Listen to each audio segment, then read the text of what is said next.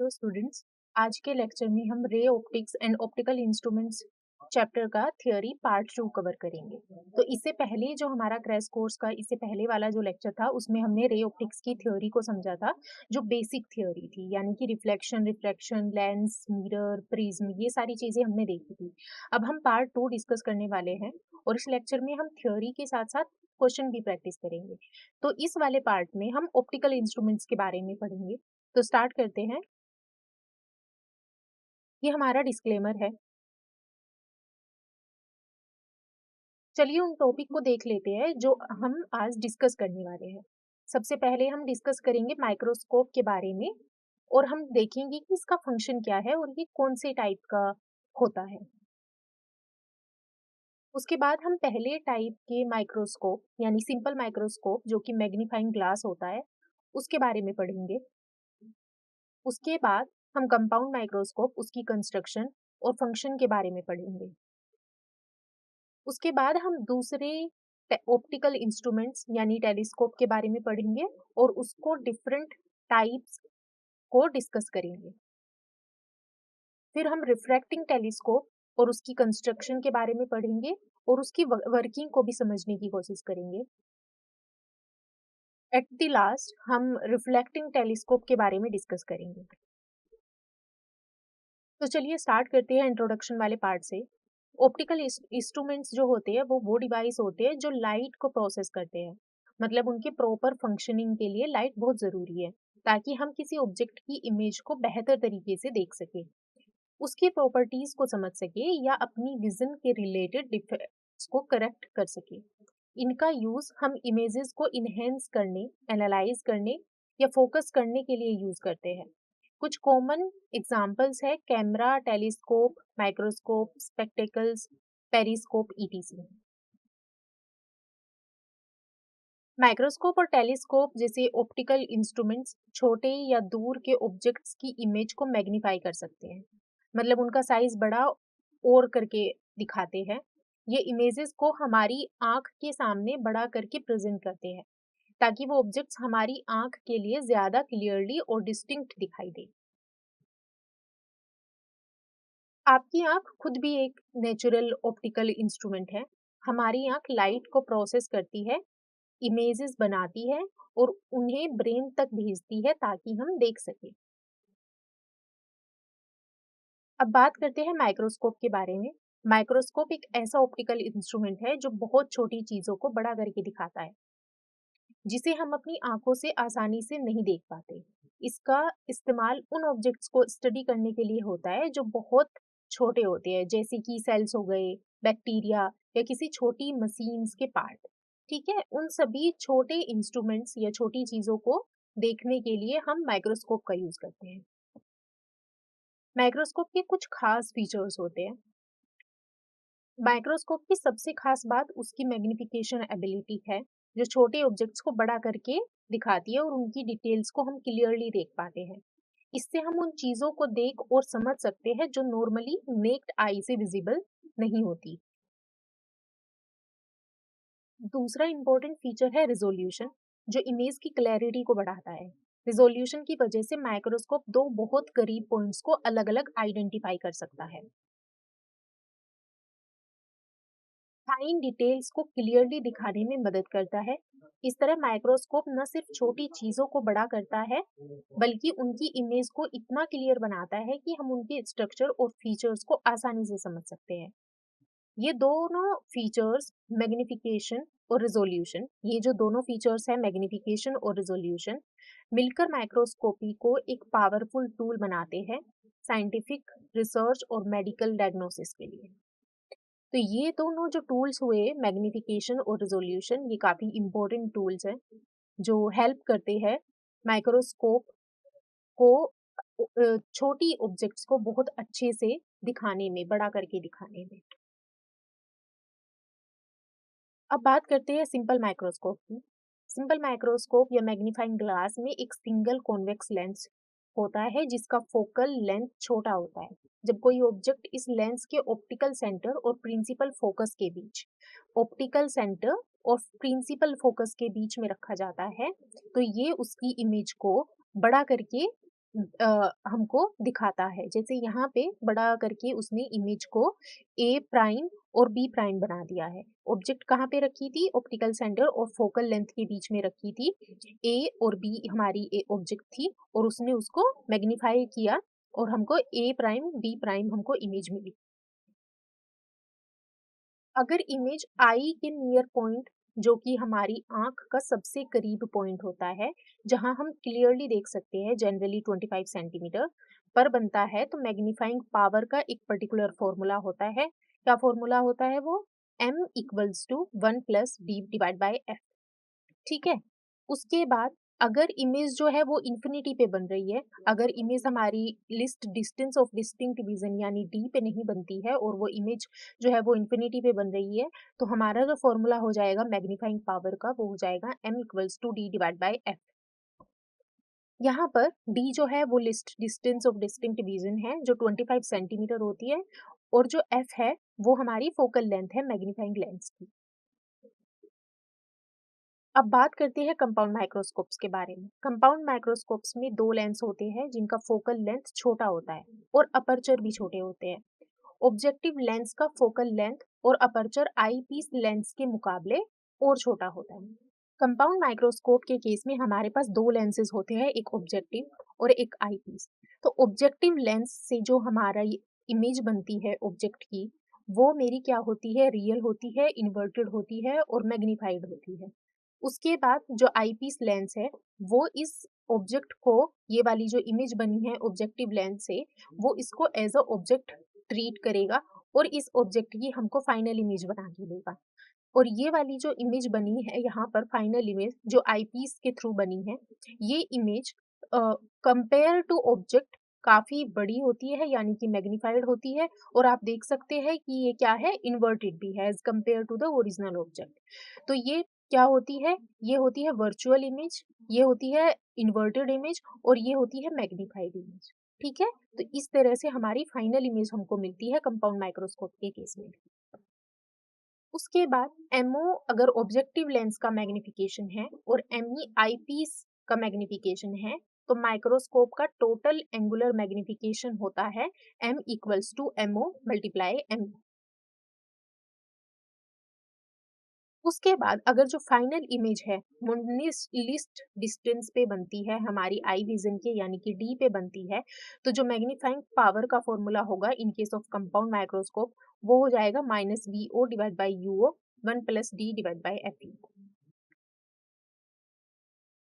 उसके बाद अगर आप एक अप्रोक्सीमेशन लेते हैं कंपाउंड माइक्रोस्कोप के केस में, क्या अप्रोक्सीमेशन लेते हैं कि अगर मैं कंसीडर कर लेती हूँ कि जो यूओ है, यानी कि ऑब्जेक्टिव लेंस से जो डिस्टेंस की जो हमारी ऑब्जेक्ट रखी है उसकी डिस्टेंस जो है वो यूओ है, उसको अगर एफओ के इक्वल रखा जाए, यानी कि focal length of objective lens जो है वो ऑलमोस्ट इक्वल है जहां पर हमने ऑब्जेक्ट को रखा है in front of objective lens, तो क्या हो जाएगा कि जो मेरी जहाँ पे इमेज बनेगी ऑब्जेक्टिव के थ्रू, जहाँ पे इमेज बनेगी, वो दो लेंस यानी कि ऑब्जेक्टिव लेंस और आईपीस के बीच की जो डिस्टेंस है, जिसको हम माइक्रोस्कोप की लेंथ भी बोलते हैं एल, ठीक है, वो उसके इक्वल हो जाएगी। अगर UO approximately equals to FO लिया जाए, तो वीओ जो होगी वो अप्रोक्सीमेटली इक्वल्स टू एल हो जाएगी। इस केस में जो मैग्नीफाइंग पावर के लिए फॉर्मूला बन जाएगा वो हो जाएगा -L divide by FO 1 + D divide by F. उसके बाद अगर इमेज जो है, फाइनल इमेज जो है, वो मेरी इंफिनिटी पे बनती है, तो उस केस में जो मेरा मैग्नीफाइंग पावर का फॉर्मूला है वो क्या हो जाएगा? वो चेंज हो जाएगा। यानी कि यहाँ पर फॉर्मूला बन जाएगा m equals to -VO upon UO D divide by F. और क्योंकि हमने क्या यहाँ पे क्या किया है, हमने यहाँ पे अप्रोक्सीमेशन भी यूज करी है, तो हम वो अप्रोक्सीमेशन का यूज करेंगे और यहाँ पे सब्स्टिट्यूट करेंगे वैल्यूज को। तो ये फाइनल फॉर्मूला बन जाएगा -L divide by FO D divide by F. Length of tube of microscope के बारे में अगर हम बात करें, तो वो दो तरह से लिखी जा सकती है। पहला तरीका होता है VO + UE, यानी कि इमेज जो है अगर वो मेरी नियर पॉइंट पे बनती है, list distance of distinct vision पे बनती है, 25 सेंटीमीटर पे अगर वो बन रही है, तो उस केस में जो लेंथ होगी ट्यूब की, माइक्रोस्कोप की, वो हो जाएगी VO + UE। ठीक है। VO क्या होता है कि इमेज की जो डिस्टेंस है ऑब्जेक्टिव लेंस से और यूई क्या होता है, ई मीन्स आई पीस, तो जो मेरी ऑब्जेक्ट जहाँ पे रखी है आई पीस से वो वाली डिस्टेंस ये है। तो एल जो है, अगर मेरे पास इमेज जो है वो इंफिनिटी पे बन रही है तो उस केस में हमारा दूसरा फॉर्मूला काम करता है लेंथ ऑफ ट्यूब के लिए, वो होता है V O plus F E. Okay, तो हम नेक्स्ट वाला जो पॉइंट है वो है हमारा टेलीस्कोप को लेकर। टेलीस्कोप एक ऑप्टिकल इंस्ट्रूमेंट है जो दूर के ऑब्जेक्ट्स को बड़ा और क्लियर दिखाता है। ये हमारी आंख के विजुअल एंगल को बढ़ा देता है, मतलब जो ऑब्जेक्ट छोटा और दूर दिख रहा होता है उसका इमेज टेलीस्कोप के थ्रू बड़ा और क्लियर बन जाता है। टेलीस्कोप ऐसी इमेज बनाता है जो आंख के list distance of distinct vision, जो यूजुअली 25 सेंटीमीटर होता है, पर बन जाता है, जिससे हम ऑब्जेक्ट को क्लियरली और बड़े साइज में देख पाते हैं। टेलीस्कोप जो है वो मेनली दो टाइप के होते हैं। फर्स्ट होता है रिफ्रैक्टिंग टेलीस्कोप। इसमें लेंसेज का यूज होता है लाइट को बेंड करने के लिए। ये दो या ज्यादा कॉन्वेक्स लेंस से बना होता है। और दूसरा जो टेलीस्कोप होता है वो होता है रिफ्लेक्टिंग टेलीस्कोप। और रिफ्लेक्टिंग टेलीस्कोप, इसमें मिरर्स का यूज होता है। तो अब हम आगे देखेंगे कि कैसे रिफ्रैक्टिंग टेलीस्कोप और रिफ्लेक्टिंग टेलीस्कोप एक दूसरे से अलग होते हैं कंस्ट्रक्शन में। तो स्टार्ट करते हैं।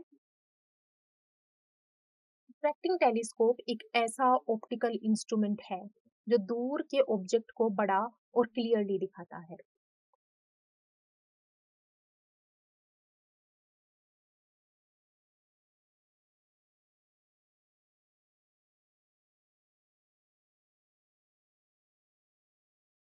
रिफ्रैक्टिंग टेलीस्कोप एक ऐसा ऑप्टिकल इंस्ट्रूमेंट है जो दूर के ऑब्जेक्ट को बड़ा और क्लियरली दिखाता है।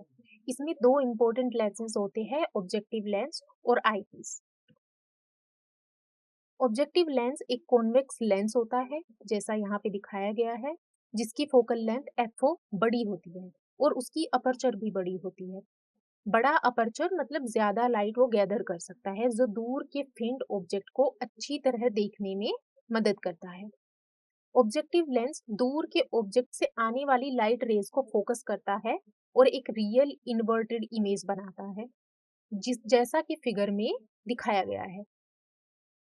आईपीस भी कॉन्वेक्स लेंस ही होता है, लेकिन इसका फोकल लेंथ एफ ही छोटा होता है। ठीक है, जो मेरा ऑब्जेक्टिव लेंस होगा उसका फोकल लेंथ और उसका अपर्चर दोनों बड़ा होगा, लेकिन जो आईपीस होगा उसका फोकल लेंथ जो है वो छोटा होता है।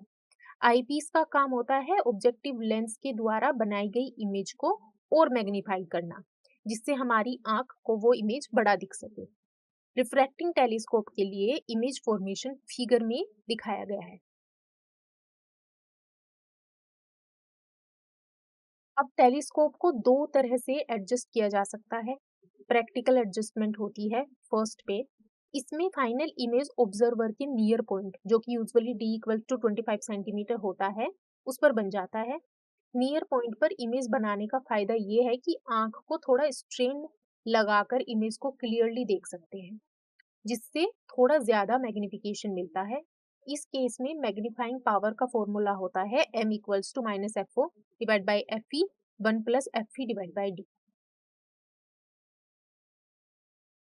अगर हम नॉर्मल एडजस्टमेंट की बात करें तो उस केस में हमारी जो इमेज है वो इन्फिनिटी पे बनती है, और अगर इमेज इन्फिनिटी पे बन रही है तो हमारा जो मैग्नीफाइंग पावर का फॉर्मूला है वो थोड़ा चेंज हो जाता है, और वो बन जाता है m equals to minus F O divide by F E.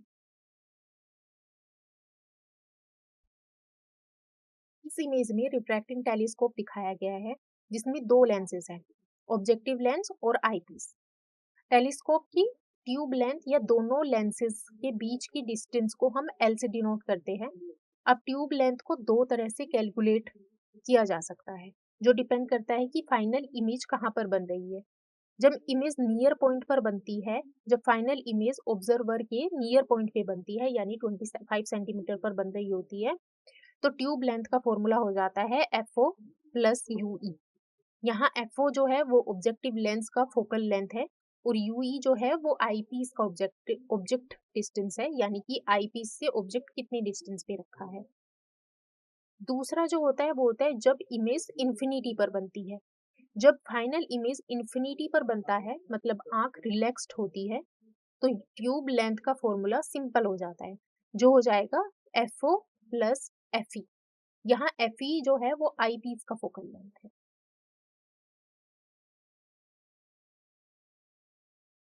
Reflecting telescope में ऑब्जेक्टिव एक बड़ा पैराबोलॉइड मिरर होता है जिसका maximum possible focal length FO होता है।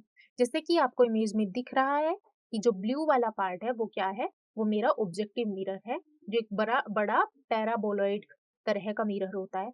आईपीस एक कॉन्वेक्स लेंस होता है जिसका फोकल लेंथ और अपर्चर दोनों बहुत छोटे होते हैं, और ये आप यहाँ पर इमेज में देख सकते हैं कि जो आईपीस है वो कॉन्वेक्स मिरर के केस से कंपेयर करें तो बहुत छोटा है। रिफ्लेक्टिंग टेलीस्कोप की कंस्ट्रक्शन फिगर में रिप्रेजेंट की गई है, और रिफ्लेक्टिंग टेलीस्कोप के केस में आपको एक और एक्स्ट्रा चीज दिख रही है, वो है ये सेकेंडरी मिरर। सेकेंडरी मिरर क्या करता है, जब ऑब्जेक्टिव मिरर पे रेज पड़ती है, इंसिडेंट होती है, तो वो सारी रेज को उस पे रिफ्लेक्ट बैक करता है, किस पे, सेकेंडरी मिरर पे। और फिर सेकेंडरी मिरर से जो रेज है वो रिफ्लेक्ट होती है और वो आईपीस पे जाती है, और आईपीस उसकी हमको एक बड़ी इमेज बना के देता है। ये डिफरेंस होता है रिफ्रैक्टिंग और रिफ्लेक्टिंग टेलीस्कोप के बीच। जो स्पेसिफिक कंस्ट्रक्शन इस रिफ्लेक्टिंग टेलीस्कोप का फिगर में दिखाया गया है, य- उसे कैसिग्रेन टेलीस्कोप कहते हैं। इस डिजाइन में कॉनकेव मिरर लाइट को रिफ्लेक्ट करके उसके फोकल पॉइंट पर कन्वर्ज करता है, और कॉन्वेक्स मिरर उन कन्वर्ज्ड रेज को दोबारा से रिफ्लेक्ट कर देता है, और फाइनली लाइट की रेज आईपीस पर पड़ती है और हमें एक वर्चुअल मैग्नीफाइड इमेज दिखती है। इस टेलीस्कोप का मैग्नीफाइंग पावर का जो फॉर्मूला होता है वो थोड़ा डिफरेंट होता है, वो generally -FO divide by FE होता है।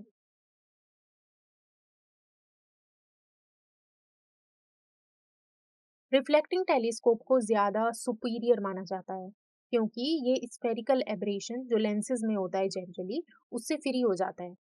स्फेरिकल एब्रेशन लेंसेज की इनएबिलिटी होती है लाइट को एक पॉइंट पर फोकस करने की। क्रोमेटिक एब्रेशन यहाँ नहीं होती क्योंकि मिरर लाइट को रिफ्लेक्ट करता है, रिफ्लेक्ट नहीं करता। इसको इंस्टॉल और मेंटेन करना बहुत आसान हो जाता है क्योंकि इसको बैक से सपोर्ट कर सकते हैं, जो कि लेंस में पॉसिबल नहीं है क्योंकि उन्हें सिर्फ एजेस पर सपोर्ट किया जा सकता है। ये ज्यादा इंटेंस और ब्राइट इमेज प्रोड्यूस करता है क्योंकि मिरर्स ज्यादा लाइट गैदर करते हैं क्योंकि इनका अपर्चर बड़ा होता है। इसी वजह से रिफ्लेक्टिंग टेलीस्कोप को रिफ्रैक्टिंग टेलीस्कोप के ऊपर रखा जाता है और most of the time use किया जाता है। थैंक यू स्टूडेंट्स, ये था हमारा आज का थ्योरी का लेक्चर। अब हम स्टार्ट करेंगे क्वेश्चंस को समझना जो ऑप्टिकल इंस्ट्रूमेंट से रिलेटेड होंगे। तो स्टूडेंट्स, अब हम ऑप्टिकल इंस्ट्रूमेंट से रिलेटेड जो हमारे प्रैक्टिस क्वेश्चंस है उनको स्टार्ट करेंगे। तो स्टार्ट करते हैं हम। ये हमारे लेक्चर का डिस्क्लेमर है। उसके बाद हमारे इस लेक्चर का जो इंडेक्स है वो है practice questions from 1 question to 8 question. ये क्वेश्चन जो है वो फर्स्ट क्वेश्चन है, और इस क्वेश्चन में सिंपल माइक्रोस्कोप के बारे में है, जो एक तरह का कॉन्वेक्स लेंस होता है और छोटी चीजों को बड़ा दिखाता है। List distance of distinct vision लगभग 25 सेंटीमीटर होता है, मतलब आंख कम से कम इस डिस्टेंस तक चीजों को क्लियरली देख सकती है। क्वेश्चन ये पूछ रहा है कि अगर हम चाहे कि सिंपल माइक्रोस्कोप से बनने वाला इमेज इसी डिस्टेंस पर, यानी ह्यूमन आई के डिस्टेंस ऑफ डिस्टिंक्ट विजन पर बने, तो ऑब्जेक्ट को हम लेंस के फोकस के रिस्पेक्ट में कहाँ रखना चाहिए, यानी ऑब्जेक्ट को लेंस के फोकस के अंदर, बाहर या उसके बहुत करीब रखना चाहिए ताकि इमेज मैक्सिमम मैग्निफिकेशन के साथ क्लियरली आई के नियर पॉइंट पर बन सके। 4 ऑप्शंस दिए गए हैं क्वेश्चन में। A, away from the focus, B, at the focus, C, between the focus and the optical centre, और डी, इनमें से कुछ भी नहीं। तो स्टूडेंट्स, आप यहाँ पर वीडियो को पॉज करके क्वेश्चन को एक बार ट्राई कर सकते हैं क्योंकि हमने फॉर्मूला अभी डिस्कस किया है लेक्चर में। तो आप ट्राई करें और फिर मैं आगे बढ़ती हूँ कि इसका जो सॉल्यूशन है वो स्टेप बाय स्टेप क्या होगा वो हम अभी देखते हैं। यहाँ पर इसका ऑप्शन दिया गया है, जो करेक्ट ऑप्शन है वो है ऑप्शन सी। अब इसका सॉल्यूशन देखते हैं। सिंपल माइक्रोस्कोप में मैक्सिमम मैग्निफिकेशन तब मिलती है जब इमेज ह्यूमन आई के list distance of distinct vision पर बनी हो, यानी लगभग 25 सेंटीमीटर की दूरी पर बनी हो। ये डिस्टेंस इसलिए इम्पोर्टेंट है क्योंकि ये आंख की सबसे कम दूरी होती है जहां से वो क्लियरली बिना स्ट्रेन के चीजें देख सकती है। सिंपल माइक्रोस्कोप में एक कन्वर्जिंग लेंस होता है जिसका फोकस पॉइंट होता है। अगर हम ऑब्जेक्ट को लेंस के फोकस के बाहर रखें तो इमेज या तो बहुत छोटी इन्वर्टेड बन सकती है जो देखने में मुश्किल होता है। इसलिए ऑब्जेक्ट को लेंस के फोकस और ऑप्टिकल सेंटर के बीच में रखना सबसे सही ऑप्शन होता है, जैसा कि फिगर में दिखाया भी गया है। इस पोजीशन पर लेंस एक वर्चुअल इरेक्ट यानी कि सीधी इमेज देता है जो बहुत बड़ा आकार की होती है। उसके बाद ये वर्चुअल इमेज आंख के नियर पॉइंट पर बनती है और हमको मैक्सिमम मैग्निफिकेशन दिखता है, जिससे छोटी छोटी चीजें बहुत क्लियरली और बड़े रूप में दिखाई देती है। इस वजह से सिंपल माइक्रोस्कोप में ऑब्जेक्ट को फोकस और ऑप्टिकल सेंटर के बीच में रखना जरूरी होता है। इसीलिए इस क्वेश्चन का जो करेक्ट आंसर था वो था हमारा ऑप्शन सी, यानी कि कहाँ पे रखेंगे हम ऑब्जेक्ट को, ऑप्टिकल सेंटर और फोकस के बीच। अब अपने नेक्स्ट क्वेश्चन पे मूव करते हैं। ये क्वेश्चन एक सिंपल टेलीस्कोप के बारे में है जिसमें दो लेंसेज होते हैं, एक ऑब्जेक्टिव लेंस और एक आई पीस। ऑब्जेक्टिव लेंस का जो फोकल लेंथ है वो 60 सेंटीमीटर है और आई पीस का जो फोकल लेंथ है वो 5 सेंटीमीटर है। टेलीस्कोप को किसी दूर की चीज पर फोकस किया गया है ऐसे तरीके से कि आई लेंस से पैरेलल रेज निकलती है। क्वेश्चन में दिया गया है कि दूर का ऑब्जेक्ट ऑब्जेक्टिव लेंस के सामने एक एंगल 2 डिग्री बनाता है, यानी ऑब्जेक्ट ऑब्जेक्टिव लेंस को इतने एंगल से दिखाई देता है। अब हमें पता करना है कि टेलीस्कोप के थ्रू बनने वाली इमेज का एंगुलर विड्थ क्या होगा, मतलब टेलीस्कोप से देखने पर इमेज का एंगल कितना बड़ा या कितना छोटा हो जाएगा, ये पूछा गया है। और चार ऑप्शंस गिवन है, 10 डिग्री, 24 डिग्री, 50 डिग्री या 1/6 डिग्री। तो चलिए देखते हैं स्टेप बाय स्टेप क्या सॉल्यूशन होगा। इसका जो करेक्ट आंसर है वो होगा ऑप्शन बी। तो सॉल्यूशन देखते हैं। इस क्वेश्चन में दिया गया है कि सिंपल टेलीस्कोप का ऑब्जेक्टिव लेंस का जो फोकल लेंथ है वो 60 सेंटीमीटर है और आई पीस का जो फोकल लेंथ है वो 5 सेंटीमीटर है। टेलीस्कोप को ऐसे फोकस किया गया है कि आई लेंस से पैरेलल रेज निकलती है, जिससे नॉर्मल एडजस्टमेंट कहते हैं। जब टेलीस्कोप नॉर्मल एडजस्टमेंट पर होता है तो हमारा जो एंगुलर मैग्निफिकेशन का फॉर्मूला होता है वो होता है FO डिवाइड बाय FE, और हम इसी फॉर्मूला का यूज करेंगे। इसके अलावा एंगुलर मैग्निफिकेशन बीटा और अल्फा के रेशियो के बराबर भी होता है, यानी कि m जो है वो बीटा डिवाइड बाय अल्फा भी लिखा जा सकता है। बीटा डिवाइड बाय अल्फा जो है इस केस में किसके इक्वल हो जाएगा, FO डिवाइड बाय FE के इक्वल हो जाएगा। FO जो है वो ऑब्जेक्टिव लेंस का फोकल लेंथ है, FE जो है वो फोकल लेंथ है किसकी, आईपीस लेंस की। अल्फा जो है वो एंगल है जो ऑब्जेक्टिव लेंस के साथ बनाता है। उसके बाद जो बीटा है वो एंगल है जो इमेज आई के साथ बनाती है। अभी हम सॉल्यूशन को कंटिन्यू कर रहे हैं। क्वेश्चन में दिया गया है कि जो अल्फा है वो 2 डिग्री है, एफओ जो है वो 60 सेंटीमीटर है और जो एफई है वो 5 सेंटीमीटर है। इन वैल्यूज को अब हम फॉर्मूला में सब्स्टिट्यूट करेंगे। एंगुलर विड्थ के फॉर्मूला को रीअरेंज करते हैं तो हमको मिलता है beta equals to alpha multiply FO divide by FE. सभी वैल्यूज फॉर्मूला में सब्स्टिट्यूट करते हैं हम, तो हमको मिलता है beta equals to 2 degree multiply 60 divide by 5। तो बीटा जो है वो क्या हो जाएगा, 2 degree multiply 12 equals to 24 degree, यानी कि बीटा की जो वैल्यू हो जाएगी वो फाइनली हमको क्या मिलती है, 24 डिग्री। तो इसलिए इसका जो करेक्ट हमारा ऑप्शन होगा वो क्या होगा, ऑप्शन बी यानी कि 24 डिग्री। अब अपना नेक्स्ट क्वेश्चन देखते हैं, क्वेश्चन नंबर 3। इस क्वेश्चन में लेबोरेटरी में 4 कॉन्वेक्स लेंसेज है जिनके फोकल लेंथ क्या गिवन है, L1 का है 2 सेंटीमीटर, L2 का है 4 सेंटीमीटर, L3 का है 6 सेंटीमीटर और L4 का है 8 सेंटीमीटर।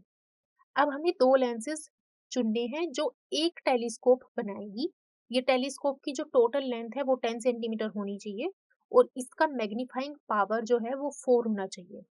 क्वेश्चन में हमसे पूछा गया है कि इन 4 लेंसेज में से कौन सा लेंस ऑब्जेक्टिव के लिए होगा और कौन सा आईपीस के लिए होगा, जिससे ये टेलीस्कोप बना बना सकते हैं जो दिए गए लेंथ और मैग्निफिकेशन क्राइटेरिया को सेटिस्फाई करेगा। तो हमको इसके लिए 4 ऑप्शन दिए गए हैं कि L2 L3 यूज करना है, L1 L4 करना है, L1 L2 होगा कि L4 L1 होगा। ठीक है, तो चलिए देखते हैं इसका सॉल्यूशन क्या होगा।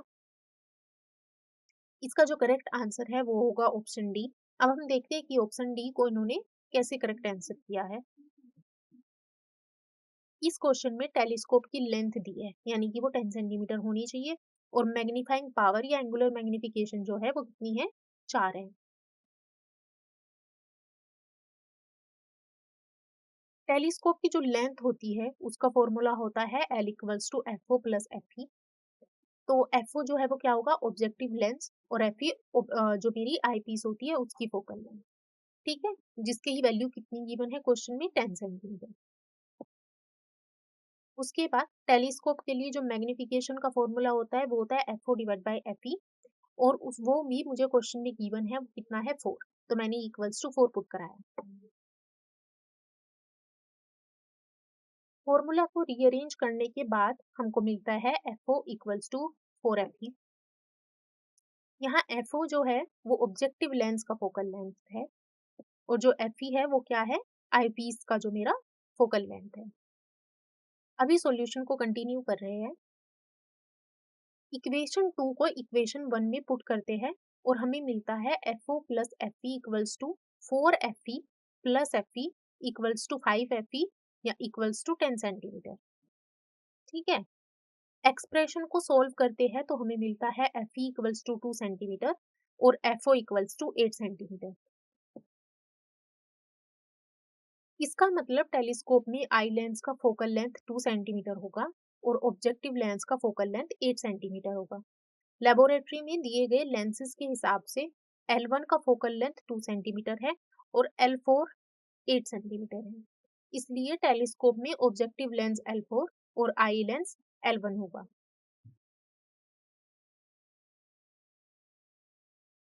नोट करें कि टेलीस्कोप में ऑब्जेक्टिव लेंस का फोकल लेंथ हमेशा आई लेंस से बड़ा होता है, जो यहाँ आंसर में देखा जा सकता है। अब हम अपने नेक्स्ट क्वेश्चन पे मूव करते हैं। इस क्वेश्चन में बोला गया है कि एक मैग्नीफाइंग ग्लास यूज किया जा रहा है। नॉर्मली हम ऑब्जेक्ट्स को अपनी आंख से एक सर्टेन डिस्टेंस पर ही क्लियरली देख सकते हैं, जिसे नॉर्मल नियर पॉइंट कहते हैं। अब मैग्नीफाइंग ग्लास के यूज से ऑब्जेक्ट को आंख के पास लाकर देखा जा सकता है, जो कि उस नॉर्मल नियर पॉइंट से भी ज्यादा करीब होता है। तो ये क्वेश्चन में पूछा जा रहा है कि जब हम मैग्नीफाइंग ग्लास से ऑब्जेक्ट को अपनी आंख के पास नॉर्मल नियर पॉइंट से भी करीब लेके जाए तो क्या होता है। मतलब मैग्नीफाइंग ग्लास का यूज से ऑब्जेक्ट को आंख के करीब लाने का इफेक्ट क्या होता है। ऑप्शंस दिए गए हैं जो बताते हैं कि क्या चेंजेस होते हैं। वर्चुअल इरेक्ट इमेज बनता है और ऑब्जेक्ट बड़ा और क्लियरली दिखाई देता है। वो ज्यादा बड़ा एंगल बनाता है आई के साथ। ऑप्शन बी है कि फील्ड ऑफ व्यू है, जो हमारा देखने का एरिया होता है उसको बढ़ाता है। सी जो है वो क्या है, इनफाइनाइट मैग्निफिकेशन मिलता है नियर पॉइंट पर। और डी क्या है कि इमेज छोटा तो होता है पर क्लियर दिखाई देता है। ठीक है, तो अभी देखते हैं कि इसका क्या करेक्ट ऑप्शन होगा। इसका करेक्ट ऑप्शन होगा ए। तो इसका जो सॉल्यूशन है वो हम कैसे अप्रोच कर सकते हैं। जब हम मैग्नीफाइंग ग्लास का यूज करते हैं तो हम ऑब्जेक्ट को अपनी आंख के बहुत करीब ला सकते हैं, जो कि नॉर्मल नियर पॉइंट से भी ज्यादा करीब होता है। नॉर्मल नियर पॉइंट मतलब वो मिनिमम डिस्टेंस जहाँ पे हम बिना स्ट्रेन के आंखों को बिना स्ट्रेन लगाए चीजों को क्लियरली देख सकते हैं। मैग्नीफाइंग ग्लास की वजह से ऑब्जेक्ट आंख के करीब आता है। इससे ऑब्जेक्ट आंख के साथ बड़ा एंगल बनाता है। जब ऑब्जेक्ट को आई के नॉर्मल नियर पॉइंट से भी ज्यादा करीब लाया जाता है तो जो एंगल वो आई पर बनाता है वो बढ़ जाता है, जिसको हम क्या बोलते हैं, विजुअल एंगल। जिसकी वजह से ऑब्जेक्ट बड़ा दिखाई देता है। ये इफेक्ट सिंपल मैग्नीफायर्स में यूज होता है, जैसे कि कॉन्वेक्स लेंस। लेंस एक वर्चुअल इरेक्ट और मैग्नीफाइड इमेज बनाता है, जिसे आई फोकस कर सकती है, क्योंकि ये इमेज आई पर ज्यादा बड़ा एंगल बनाता है कंपेयर्ड टू ऑब्जेक्ट के नॉर्मल नियर पॉइंट पर बनाने वाले एंगल के। ऑब्जर्वर ऑब्जेक्ट को ज्यादा डिटेल में देख पाता है। बेसिकली बड़ा विजुअल एंगल मतलब ऑब्जेक्ट की अपरेंट साइज बढ़ जाती है और डिटेल को ज्यादा क्लियरली देखने का मौका मिलता है। सेम सिनेरियो फिगर में भी रिप्रेजेंट किया गया है। जब ऑब्जेक्ट को नियर पॉइंट से क्लोज देखा जाता है तो विजुअल एंगल बढ़ जाता है और हम ऑब्जेक्ट को ग्रेटर डिटेल में देख सकते हैं। अब हम मूव करते हैं नेक्स्ट क्वेश्चन पे, जो कि है क्वेश्चन नंबर 5। इस क्वेश्चन में कंपाउंड माइक्रोस्कोप के बारे में पूछा गया है। कंपाउंड माइक्रोस्कोप दो लेंसेज का कॉम्बिनेशन होता है। एक छोटा ऑब्जेक्टिव लेंस और दूसरा, सॉरी छोटा नहीं होता है, एक होता है ऑब्जेक्टिव लेंस और दूसरा होता है आईपीस लेंस। यहाँ दिया गया है कि ऑब्जेक्टिव लेंस का मैग्निफिकेशन 10 है, मतलब वो ऑब्जेक्ट को 10 टाइम्स बड़ा दिखा सकता है। और आईपीस लेंस का मैग्निफिकेशन 5 है, मतलब वो भी ऑब्जेक्ट को 5 टाइम्स बड़ा दिखाता है। अब क्वेश्चन ये पूछ रहा है कि जब दोनों लेंसेज मिलके काम करते हैं तो ओवरऑल मैग्निफिकेशन यानी ऑब्जेक्ट टोटल कितना बड़ा दिखाई देता है। कंपाउंड माइक्रोस्कोप के थ्रू ऑप्शंस दिए गए हैं जो बताते हैं कि ओवरऑल मैग्निफिकेशन क्या हो सकता है। ओवरऑल मैग्निफिकेशन की वैल्यूज दी गई है, 2 होगा कि 50 होगा कि 0.5 होगा कि 25 होगा। ठीक है, तो देखते हैं स्टेप बाय स्टेप कि इसका क्या करेक्ट सॉल्यूशन होगा। इस क्वेश्चन का करेक्ट आंसर है ऑप्शन बी। अब हम इसका सॉल्यूशन देखेंगे। कंपाउंड माइक्रोस्कोप दो लेंसेज का कॉम्बिनेशन होता है, ऑब्जेक्टिव और आईपीस। हर लेंस अपने आप में ऑब्जेक्ट को मैग्नीफाई करता है और इनका जो ओवरऑल मैग्निफिकेशन आता है वो कितना आता है, m equals to MO multiply MO. MO जो है वो किसका मैग्निफिकेशन का फॉर्मूला होता है, वो होता है ऑब्जेक्टिव लेंस का। और एमई जो है वो होता है आई पीस का। यानी कि एमओ बता रहा है कि सिर्फ ऑब्जेक्टिव लेंस से कितना मैग्नीफाई हुआ है और एमई बता रहा है कि आई पीस ने कितना मैग्नीफाई किया है। ठीक है, जहाँ एम नोट जो है वो मेरा क्या है, magnification due to objective lens. और जो मेरा एम ही है वो क्या है, मैग्निफिकेशन ड्यू टू आईपीस। अब हमने क्या किया है, जो मेरा क्वेश्चन के अंदर मुझे गिवन वैल्यूज थी 10 और 5, जो एमओ और एमई की वैल्यूज थी उसको मैंने यहाँ पे फॉर्मूला में पुट कराया 10 मल्टीप्लाई 5 और मुझे टोटल ओवरऑल मैग्निफिकेशन मिल गया, वो हो जाएगा 50। ठीक है, तो ये था मेरा इस क्वेश्चन का करेक्ट आंसर। अब हम नेक्स्ट क्वेश्चन पे मूव करते हैं, जो कि है क्वेश्चन नंबर 6। क्वेश्चन में एक टेलीस्कोप की बात हो रही है जो दो थिन लेंसेज से मिलके बना है। इन लेंसेज के फोकल लेंथ दिए गए हैं। एक लेंथ, एक जो पहले वाला जो लेंस है उसका जो फोकल लेंथ है वो 0.3 सेंटीमीटर है और जो दूसरा है वो 3 सेंटीमीटर है। अब टेलीस्कोप मून पे फोकस किया गया है और मून जो एंगल बनाता है ऑब्जेक्टिव लेंस के सामने वो दिया गया है 0.5 डिग्री। क्वेश्चन पूछ रहा है कि जब टेलीस्कोप से देखा जाए तो आई के सामने बनने वाले फाइनल इमेज का आई पर क्या एंगल होगा। और उसके जो ऑप्शन है वो मुझे गिवन है 5 डिग्री, 0.25 डिग्री, 0.5 डिग्री और 0.35 डिग्री। तो देखते हैं कि इस क्वेश्चन का जो सॉल्यूशन है वो क्या होता है। इसका करेक्ट आंसर होगा ऑप्शन ए। अब इसका सॉल्यूशन हम स्टेप बाय स्टेप देखेंगे। एक टेलीस्कोप के लिए जो उसकी मैग्नीफाइंग पावर का फॉर्मूला होता है वो होता है m equals to beta divide by alpha F O divide by F E. इस फॉर्मूला का मतलब है कि टेलीस्कोप की मैग्नीफाइंग पावर फोकल लेंथ के रेशियो के बराबर होती है और फाइनल इमेज का आई पर एंगल ऑब्जेक्ट के ऑब्जेक्टिव लेंस पर एंगल से मैग्नीफाइंग पावर टाइम्स बड़ा होता है। ठीक है, यानी कि बीटा और अल्फा जो है वो क्या है, कि वो जो आई पर एंगल बनाती है क्या, इमेज और ऑब्जेक्ट। ठीक है, तो वो मेरी चीजें जो मेरे एंगल वाली जो चीजें है वो मेरी मैग्नीफाइंग पावर से कैसे रिलेटेड है वो इस फॉर्मूला में आपको देखने को मिलता है। अब हम फॉर्मूला को बीटा के लिए रीअरेंज कर सकते हैं और हमें मिलता है beta equals to alpha multiply F O divide by F E. FO क्या होता है? फोकल लेंथ होता है ऑब्जेक्टिव लेंस का। और एफई क्या होता है? एफई होता है focal length of the eyepiece. और अल्फा जो है वो क्या होता है? मेरा सब एंगल जो ऑब्जेक्ट बनाती है ऑब्जेक्टिव लेंस के थ्रू हमारी आई पे। ठीक है। उसके बाद जो बीटा है वो क्या होता है? एंगल जो इमेज बनाती है आई पीस पे। ठीक है, तो हम अपना सॉल्यूशन कंटिन्यू कर रहे हैं। और सब्स्टिट्यूट करने के बाद वैल्यूज को फॉर्मूला में सब्स्टिट्यूट करेंगे, क्योंकि हमको अल्फा, एफओ और एफई तीनों की वैल्यूज फॉर्मूला के अंदर क्वेश्चन के अंदर गिवन है। एफओ कितना होगा? 3 सेंटीमीटर। एफई कितना है? 0.3 सेंटीमीटर। अल्फा कितना था? 0.5 डिग्री। तो हमने क्या किया? सभी को फॉर्मूला के अंदर सब्स्टिट्यूट करा दिया। उसके बाद जब हमने कैलकुलेशन की फॉर्मूला में पुट करने के बाद, तो हमको मिलता है 0.5 मल्टीप्लाई 3/0.3 और फाइनल आंसर हमको मिल जाएगा beta equals to 5 degree.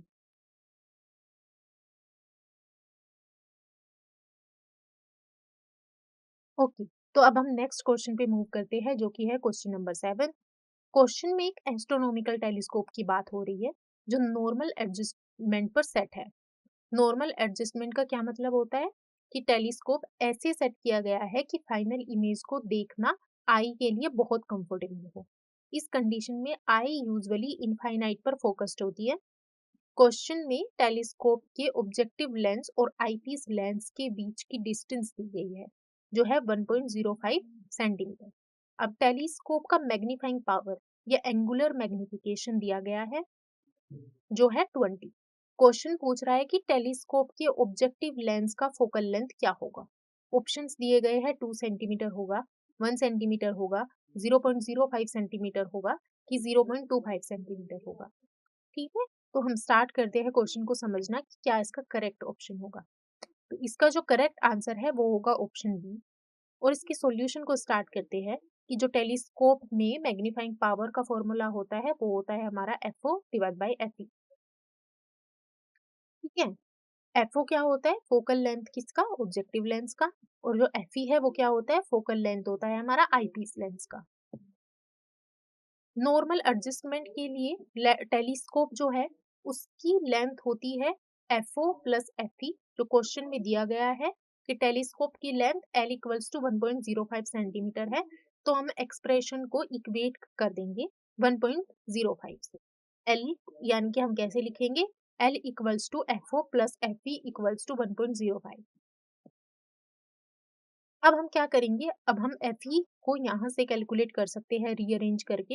FE को हम उसी साइड रखेंगे और एफओ को दूसरी साइड लेके चले जाएंगे, 1.05 माइनस एफओ। अब क्योंकि मुझे मैग्नीफाइंग पावर दिया गया है m इक्वल्स टू 20, अब हमारे पास दो इक्वेशंस है, F equals to 1.05 minus FO and m equals to FO divide by F equals to 20। इसका मतलब है कि एफ की वैल्यू m के एक्सप्रेशन में पुट करके हमें मिलता है 20 equals to FO divide by 1.05 minus FO. इससे कैलकुलेट करते हैं हम, सोल्व करेंगे। और टेलीस्कोप का जो ऑब्जेक्टिव लेंस का फोकल लेंथ 1 सेंटीमीटर है और आईपीस का फोकल लेंथ 0.05 सेंटीमीटर है। इस तरह से हम टेलीस्कोप की टोटल लेंथ और मैग्नीफाइंग पावर के बेसिस पर ऑब्जेक्टिव और आईपीस का फोकल लेंथ इजीली निकाल सकते हैं। अब हम देखते हैं इस लेक्चर का हमारा लास्ट क्वेश्चन, जो कि है क्वेश्चन नंबर 8।